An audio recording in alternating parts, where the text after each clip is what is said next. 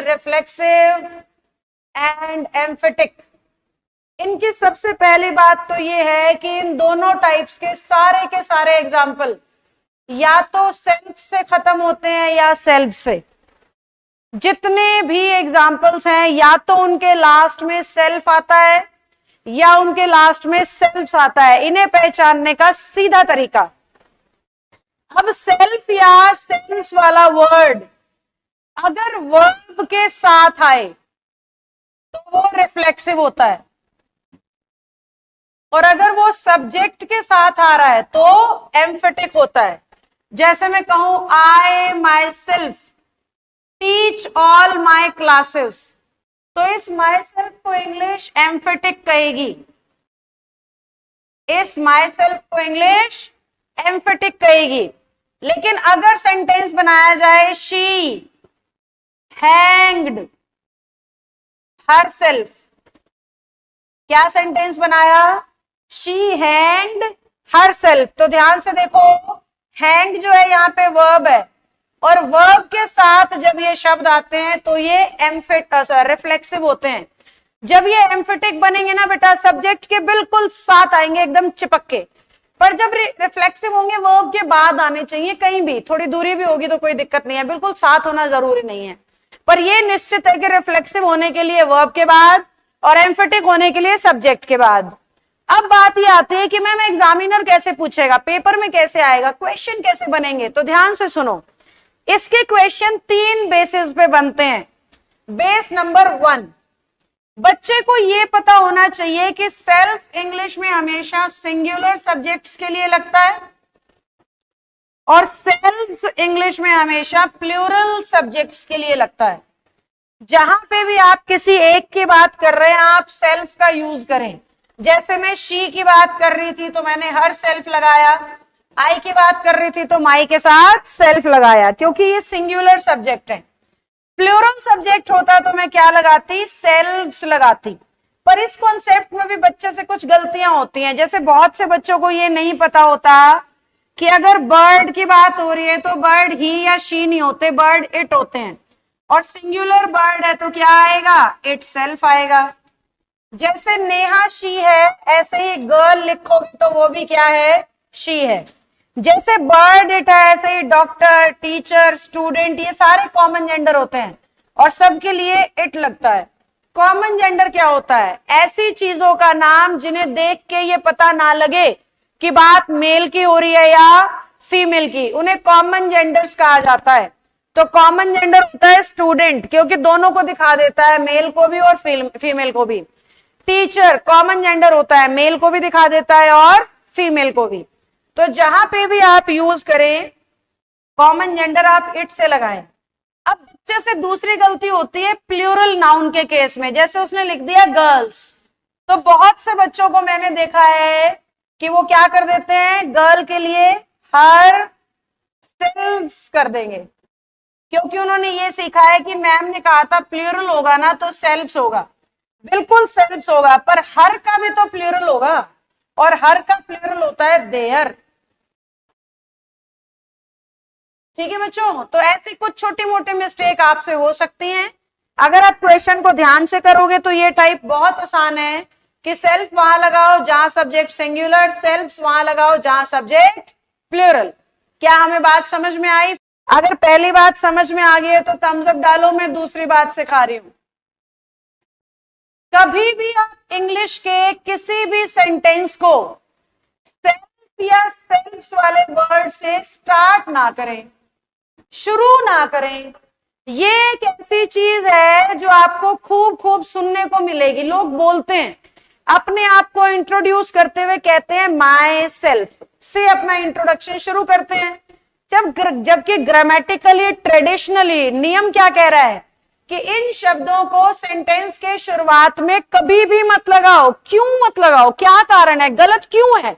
इतने सारे लोग तो बोलते हैं, लगभग सब बोलते हैं my self this this this, और शुरू हो जाते हैं अपना इंट्रोडक्शन देना, है ना?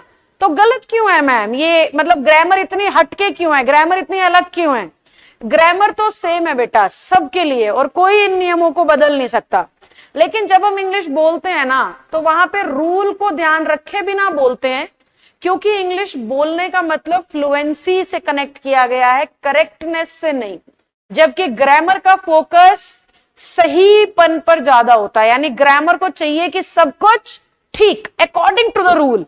जबकि स्पोकन कहता है सामने वाले को समझ में आना चाहिए, एक आधा रूल ऊपर नीचे भी हो गया तो कोई बात नहीं, ठीक है। This is the difference.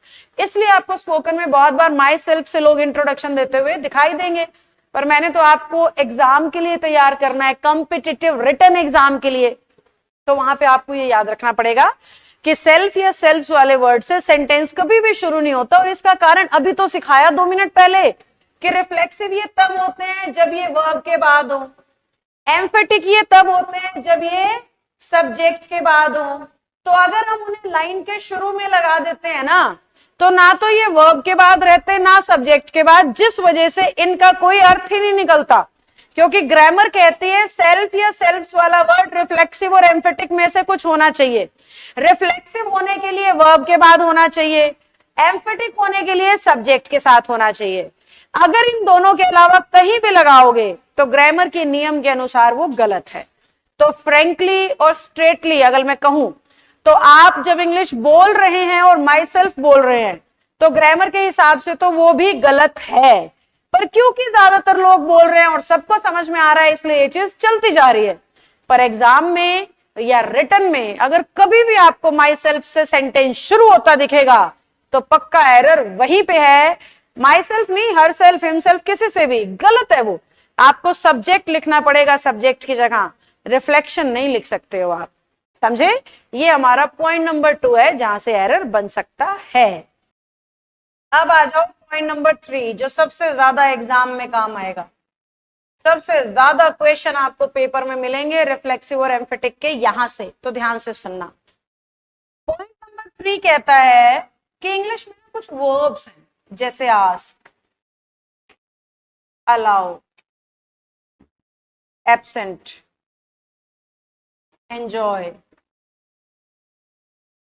Present. जो पीडीएफ मैंने आपको दी है ना उसमें ये लिखे हुए हैं। Abstain, restrain, refrain, permit, avail, acquit. Good.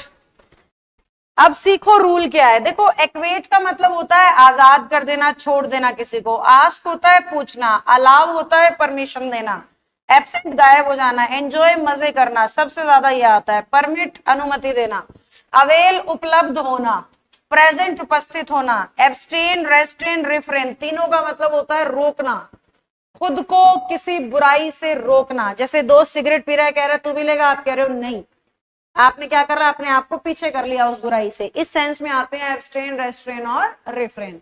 अब ध्यान से देखो, आस्क के ऊपर एक्वेट, ACQUIT, आजाद कर देना, छोड़ देना, ACQUIT, एक्वेट, बरी करना कहते हैं शुद्ध हिंदी में। ये वर्ब्स जहां भी आएंगी, ध्यान से सुनिएगा, ये वर्ब्स जहां भी आएंगी अगर इनके साथ ऑब्जेक्ट दिखाई ना दे तो पक्का रिफ्लेक्सिव ऐड होगा। अगर इनके साथ ऑब्जेक्ट दिखाई नहीं देगा तो पक्का रिफ्लेक्सिव ऐड होगा। अगर ऑब्जेक्ट दिखाई देगा तो रिफ्लेक्सिव ऐड नहीं होगा। अगर ऑब्जेक्ट दिखाई देगा तो रिफ्लेक्सिव ऐड नहीं होगा। समझ गए? यानी सेल्फ और सेल्फ वाला वर्ड तब लगाना है इनके बाद जब इनके पास ऑब्जेक्ट नहीं है। अगर इनके पास अपना ऑब्जेक्ट है तो सेल्फ और सेल्फ वाला वर्ड नहीं आएगा। एक बात। अब बात ये है मैम पता कैसे लगाएं कि ऑब्जेक्ट है या ऑब्जेक्ट नहीं है। मतलब मेरे को तो ऑब्जेक्ट पहचानना भी नहीं आता। कोई ऐसा बच्चा मुझे सुन रहा है जो कह रहा है जी मेरे को तो ऑब्जेक्ट पहचानना भी नहीं आता, तो ध्यान से सुनो। अगर आप इन वर्ब्स के बाद किसी प्रेपोजिशन को देखो, to, at, in, on, by, behind, beside, for, after, before, सारे के सारे ये प्रेपोजिशन है। अगर इनके बाद में प्रेपोजिशन आ गई ना, यानी कि ऑब्जेक्ट नहीं है। जब ये वर्ब ऑब्जेक्ट लेती हैं तो प्रेपोजिशन नहीं लेती। जब ये वर्ब अपना ऑब्जेक्ट रखती हैं तो ये प्रेपोजिशन को नहीं रखती, और अगर ये प्रेपोजिशन को रख रही हैं यानी इनके पास ऑब्जेक्ट नहीं है। समझे? अब बिल्कुल सीधी भाषा में बताऊंगी, ध्यान से सुनना। इन वर्ब्स के बाद अगर प्रेपोजिशन है तो रिफ्लेक्शन भी आएगा, अगर प्रेपोजिशन नहीं है तो रिफ्लेक्शन भी नहीं आएगा। प्रेपोजिशन है तो रिफ्लेक्शन भी है, प्रेपोजिशन नहीं तो रिफ्लेक्शन भी नहीं। कैसे? मैंने कहा आई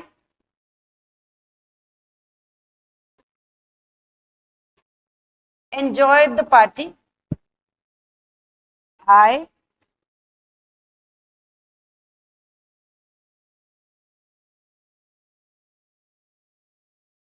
enjoyed in the party. I enjoyed the party. I enjoyed in the party. आप मुझे ये बताओ कहां पे रिफ्लेक्शन होना चाहिए और कहां पे नहीं होना चाहिए?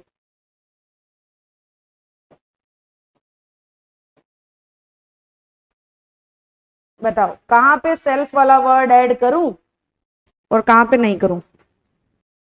देखो यहां पे प्रीपोजिशन है यानी रिफ्लेक्शन भी आएगा। यहां क्योंकि प्रीपोजिशन है इसलिए रिफ्लेक्शन होना चाहिए, माई सेल्फ। प्रीपोजिशन नहीं है तो रिफ्लेक्शन भी नहीं होगा। यानी पहला सेंटेंस सही है, आई एंजॉयड द पार्टी, दूसरा होना चाहिए I enjoyed my self in the party. I enjoyed my self in the party. समझे? आओ कुछ क्वेश्चंस दिखाते हो रिफ्लेक्सिव और एम्फेटिक के। ये रहा, बताओ कहां पे सेल्फ वाला वर्ड हटेगा, कहां पे लगेगा? हाँ जी। The teacher absented their self from. अब ये फ्रॉम कह रहा है कि रिफ्लेक्शन तो होना चाहिए, है ना, पर टीचर सिंगुलर है, एक है, तो टीचर देयर नहीं हो सकता, टीचर होगा इट। तो क्या लग गया? It self. Her self is a teacher, her self से लाइन शुरू नहीं हो सकती, शी इज अ टीचर लिखो या she her self is a teacher लिखो। दे एंजॉयड देमसेल्व्स। अब ये जो इन है ये कह रहा है कि रिफ्लेक्शन लगेगा और दे के हिसाब से देम और सेल्फ से लगेगा, तो ये नो एरर था। Equate your selfs like men. अब ये जो योर शब्द होता है ना ये दोनों काम करता है, सिंगुलर का भी और प्लूरल का भी। तो इसके साथ हम सिंगुलर पोजेशन भी लगा सकते हैं और प्लूरल भी लगा सकते हैं, तो फिलहाल हमें इसे नो एरर करना पड़ेगा। We seldom see our selfs. अगर हम ध्यान से देखते हैं तो वी के लिए आर ही होना चाहिए और वी प्लूरल है तो सेल्फ्स ही होना चाहिए, ये भी नो एरर है। समझे? ये लो, यहाँ पे कुछ रिफ्लेक्शन की प्रैक्टिस हो जाएगी आपकी कि किस सब्जेक्ट के लिए कौन सा रिफ्लेक्शन आना चाहिए, बस वो करना है। यहाँ पे देखो किस सब्जेक्ट के लिए कौन सा रिफ्लेक्शन आना चाहिए, सही लगाया या गलत, चेक करो। किस सब्जेक्ट के लिए कौन सा रिफ्लेक्शन आना चाहिए, चेक करो। आओ, टाउन के लिए इट सेल्फ ही होना चाहिए यानी ये सही है। शी के लिए हर सेल्फ होना चाहिए यानी कि ये भी सही है। आई के लिए माई सेल्फ होना चाहिए यानी कि ये भी सही है। पर दे के लिए देयर तो ठीक है पर सेल्व्स होना चाहिए, सेल्व्स, क्योंकि दे प्लूरल है। ऑथर के लिए हिम तो सही है पर सेल्फ्स प्लूरल है, क्या होना चाहिए? सेल्फ होना चाहिए, सेल्फ्स की जगह सेल्फ होना चाहिए। ऐसे क्वेश्चन आते हैं बेटा, इस तरीके से क्वेश्चंस आते हैं। तो 3 नो एरर थे, 2 में ही एरर थे। रिफ्लेक्सिव और एम्फेटिक बहुत ज्यादा इंपॉर्टेंट टाइप्स नहीं है, बहुत कम पूछा जाता है इनमें से।